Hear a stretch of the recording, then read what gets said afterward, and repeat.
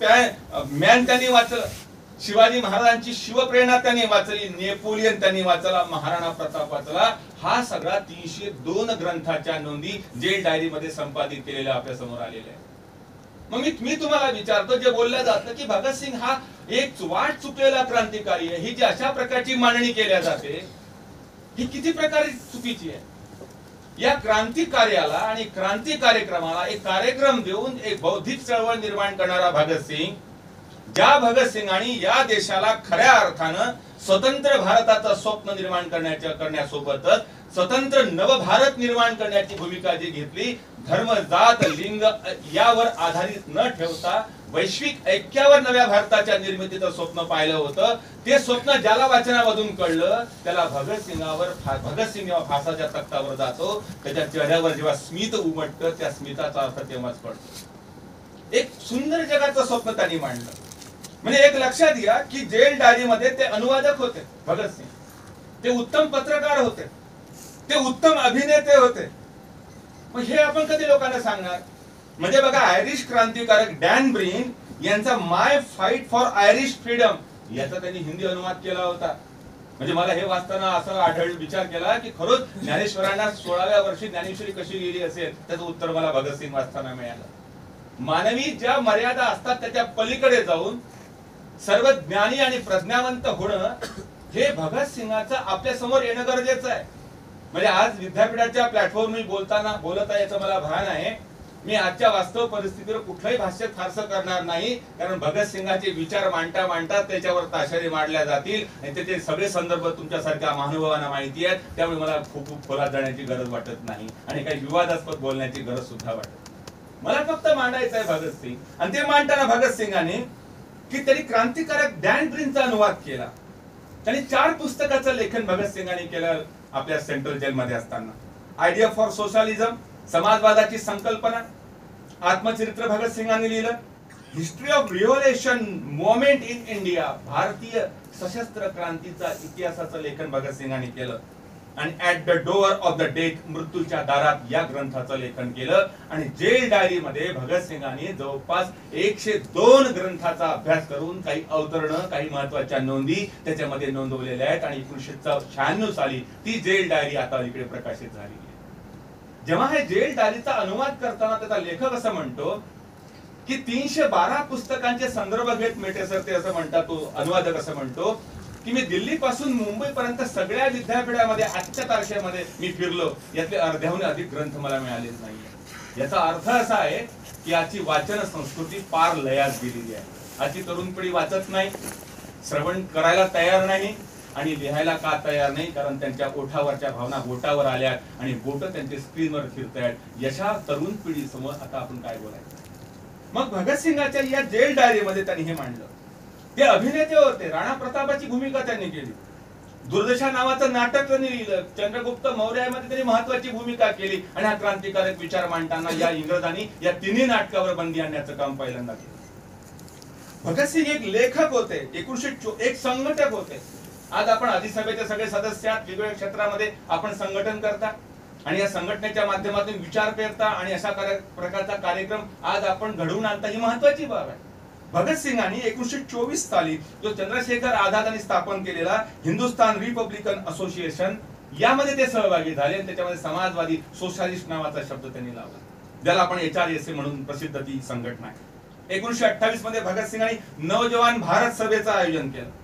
भगतसिंगांनी लेखन किती वृत्तपत्रामध्ये केलं. एखादा व्यक्ती 23 वर्ष 5 महिने 23 दिवसाच्या आयुष्यामध्ये, आजकालच्या तरुण पिढीला साधा शेंबूड पुसता येत नाही, त्या वयामध्ये या माणसाने जगाचं तत्वज्ञान आपल्या समोर मांडलं.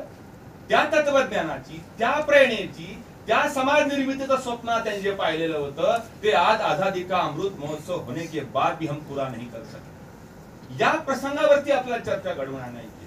काही आयोग बसू नका, काही कमिट्यांचं नियोजन करू नका. भगतसिंगाच्या विचारांचं जर इम्प्लिमेंट जर केलं ना, तर आझादी का अमृत महोत्सव मनाते हुए भी हम देश का सक्षम भारत बना सकते हैं, हा विश्वास सारखा आपल्याला आम्ही देतो. भगतसिंगांनी चांद नावाच्या वृत्तपत्रात अलाहाबादहून जे चालू होतं त्याच्यामध्ये लिखाण केलं. दिल्लीला अर्जुन नावाचं वृत्तपत्र होतं, कानपूरला प्रताप नावाचं होतं, आणि साप्ताहिक मतवाला या वृत्तपत्रामध्ये वयाच्या 17व्या वर्षापासून बलवंत सिंह नावाने त्यांनी त्या ठिकाणी लिखाण केलं. म्हणजे एक उत्तम पत्रकार, एक उत्तम अनुवादक, एक उत्तम अभिनेता, एक उत्तम विचारवंत, ह्या सर्व भूमिका भगतसिंगाच्या बाबतीमध्ये आपल्याला पाहायला मिळतात. भगतसिंगाच्या या स्वातंत्र्य लढ्यातल्या ज्या युद्धातल्या ज्या घटनांचा क्रम भैयासाहेबांनी काही अंशी आपल्या समोर मांडला. त्या घटनांना मी आता ऑब्जेक्टिव्हली मांडत नाही फारसं. मग भगतसिंगांचं जे क्रांतीचं तत्वज्ञान होतं ते त्यांनी मसुदा तयार केलेला. त्याच्यामध्ये साहेब युवा कार्यकर्त्यांना पत्र लिहिलं. 2 डॉक्युमेंट त्याचे सर्वात महत्वाचे आहेत. त्या क्रांतीच्या बाबतीमध्ये भगतसिंग असं म्हणतात की जे क्रांती असं आपण म्हणतो की केवळ हात उगारून क्रांती होत नसते, मुठी आवरून सुद्धा क्रांती होत नसते, नुसतं घोषणा देऊन क्रांती होत नसते. तो क्रांती म्हणजे नवीन व्यवस्था निर्माण करणं, नवीन मूल्य व्यवस्था निर्माण करणं आणि परिवर्तनाकडे घेऊन जाणं, हा क्रांतीचा अर्थ आहे.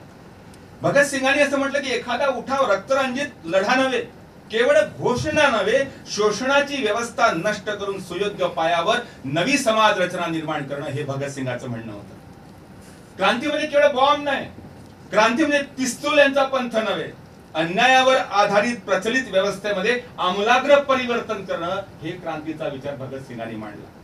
क्रांती ही रक्तरंजित कधीच नसते आणि व्यक्तिगत कार्यासाठी कधीही नसते. एखाद्या चांगल्या सत्यासाठी जर तुम्ही रक्तपात करत असाल, रक्त सांडत असेल, तर भगतसिंग असं म्हणतात ते अत्यंत चुकीचं आहे. आणि चांगल्या गोष्टीसाठी जर तुम्ही पुढाकार घेऊन जर रक्तरंजित होत असेल तर ते म्हणतात भगतसिंग ही क्रांती अतिशय महत्वाची आहे. जर मग ही क्रांती जर केली नसती तर मग शिवाजी राजांनी राणा प्रताप ही क्रांती करू शकले असते का? म्हणजे याबरोबर त्यांनी म्हटलं आहे की एक समाजवादी, एक धर्मनिरपेक्ष आणि वैश्विक ऐक्य निर्माण करणारा विज्ञानवादी समाज त्यांना निर्माण करायचा होता, म्हणून त्यांनी क्रांतीचं बिगुल वाजवलं.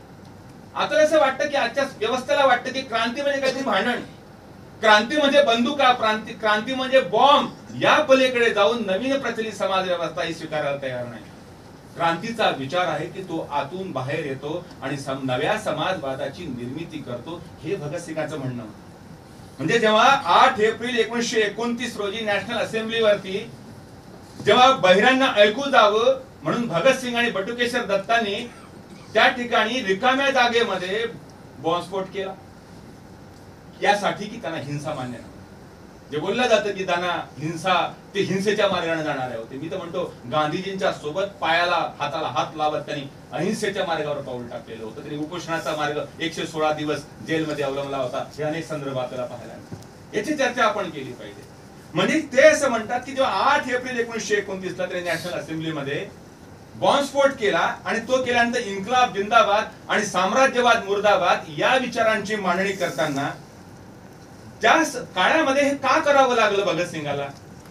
याचं कारण संपूर्ण देशामध्ये बंधू आणि भगिनींनो, हा इन्क्लाबचा, हा समाजवादाचा विचार लोकांपर्यंत जावा आणि क्रांतिकारकांचं म्हणणं हे काय आहे जगाला कळावं, त्या सिद्धांताची, त्या हेतूची, त्या धोरणांची मांडणी लोकांसमोर व्हावी, यासाठी भगतसिंगांनी आणि बटुकेश्वर दत्तांनी क्रांतीचं निशाण फडकवलं आणि बॉम्बस्फोट घडवून आणला. ही त्याच्या पाठीमागची भूमिका होती. त्यांना हिंसा करायची नव्हती. ज्यावेळी त्यांनी त्या रिकाम्या जागेमध्ये त्या नॅशनल असेंब्लीमध्ये इंग्रजांच्या जेव्हा बॉम्बस्फोट केला तेव्हा मोतीलाल नेहरू उपस्थित होते, त्या ठिकाणी नचिकेळकर उपस्थित होते, त्या ठिकाणी बॅरिस्टर जयकर उपस्थित होते. या सगळ्यांनी हे या घटनेचे साक्षीदार आहेत. आणि म्हणून क्रांतिकारकांच्या सिद्धांताचं, ध्येयाचं जगाला अवगत व्हावं यासाठी त्याची पार्श्वभूमी त्यांनी निर्माण केली होती. मी मला उल्लेख केलाय की 1917 मध्ये जेव्हा कामगारांनी साम्राज्यवादाला विरोध करत अख्ख्या रशियामध्ये समाजवाद निर्माण केला, त्या समाजवादाचं, मार्क्सवादाचं, कामगारांच्या सुखाचं कल्याण करणाऱ्या स्वराज्याचा विचार महाराष्ट्रामध्ये, देशामध्ये निर्माण झाला होता. आणि या देशामध्ये 5 लाखाहून कामगारांनी या देशामध्ये 203 संप त्या काळामध्ये घडवून आणले होते. आणि या देशामध्ये संपूर्ण सर्वसामान्य शोषण वर्ग एकत्र आला होता, जो ज्याचं शोषण होत होतं. इंग्रजांना ही भीती वाटली की 5 लाखाहून अधिक कामगार जर एकत्र आलेले आहेत तर उद्या आपली सत्ता उलथवून टाकतील